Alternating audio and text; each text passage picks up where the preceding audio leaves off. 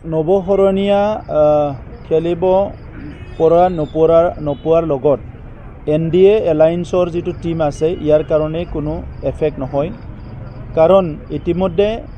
আমাৰ বিটিআৰ অঞ্চলত যিটো নেকি কমুনেল এটা চিন্তা আছিলে বিভিন্ন জাতি জনগোষ্ঠীৰ মাজত বড়ো অবড়ো জাতি ভেদাভেদ এই চিন্তাবিলাক আছিলে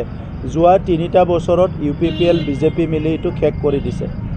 এতিয়া আমাৰ যিটো 4টা মূল উদ্দেশ্য আছিলে বিটিআৰ অঞ্চলত চৰকাৰ গঠন কৰা প্ৰথম উদ্দেশ্য আছিলে স্থায়ী শান্তি আনিব লাগে এক নম্বৰ আমি সফল হৈ গলো স্থায়ী শান্তি আহি গল দ্বিতীয় উদ্দেশ্য আছিলে এটা নিৰাপত্তা সকলো পাব লাগে ইয়াতো আমি সফল হৈ গলো 100% নিৰাপত্তা কোনো হত্যা হিংসা নাই তৃতীয় উদ্দেশ্য আছিলে সমন্বয় কৰিব লাগে আজি এই অঞ্চলত 23টাতকৈ অধিক জাতি জনগোষ্ঠী আছে সেই সকলৰ মাজত সমন্বয় কৰিব লাগে গতিকে আজি সমন্বয় এটা আহি গল আৰু ইয়াত আৰু নৱশৰণীয়া ডাঙৰীয়া আগতে নিৰ্বাচন খেলাৰ পৰিৱেশটো আছিলে যে BPFৰ অপশাসন BPFে বিভিন্ন জাতি জনগোষ্ঠীৰ অঞ্চলত ৰাস্তা নিৰ্মাণ কৰা নাছিল স্কুল নিৰ্মাণ কৰা নাছিল কোনো কাম কৰা নাছিল ইয়াৰ খোফত নৱশৰণীয়া ডাঙৰীয়াক বিভিন্ন জনগোষ্ঠীৰ ৰাইজে ভোট দিছিলে কিন্তু আমি 3টা বছৰত এই কামবিলাক সব কৰি দিলো আমি 700খনতকৈ অধিক মন্দিৰত 2 লাখ কৰি টকা দিলো ধৰ্মীয় অনুষ্ঠানবিলাকত আমি 1000 কিলোমিটাৰতকৈ বেছি ৰাস্তা নিৰ্মাণ কৰিলো বিভিন্ন জাতি জনগোষ্ঠীৰ মাজত আমাৰ চৰকাৰত এতিয়া অকল বড়ো নহয় ইয়াত বিভিন্ন জনগোষ্ঠীৰ EM আছে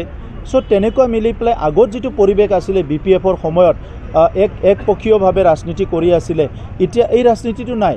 এই কাৰণে আজি সেই এজেন্ডা সেই ইস্যু সেই সময়ৰ ইস্যুটো এতিয়া নাই গতিকে নৱশৰণীয়া ডাঙৰীয়া হাইকোৰ্টৰ যেটো সিদ্ধান্ত সেই মতে যদি নিৰ্বাচন খেলিব নোৱাৰে তেনেহলে ইয়াত একো ক্ষতি নহয় কাৰণ এইখিনি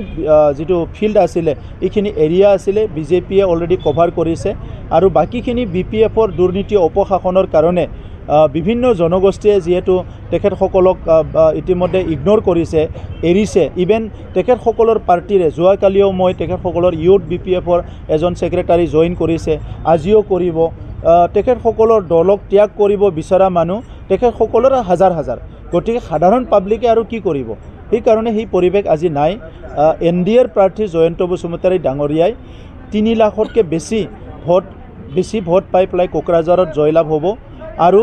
দৰং ওদালগুৰিত আমাৰ কেণ্ডিডেট দিলীপ শইকীয়া ডাঙৰীয়া 4 লাখৰ ব্যৱধানত জয় হ'বলৈ গৈ আছে ইয়াত কোনো সন্দেহ নাই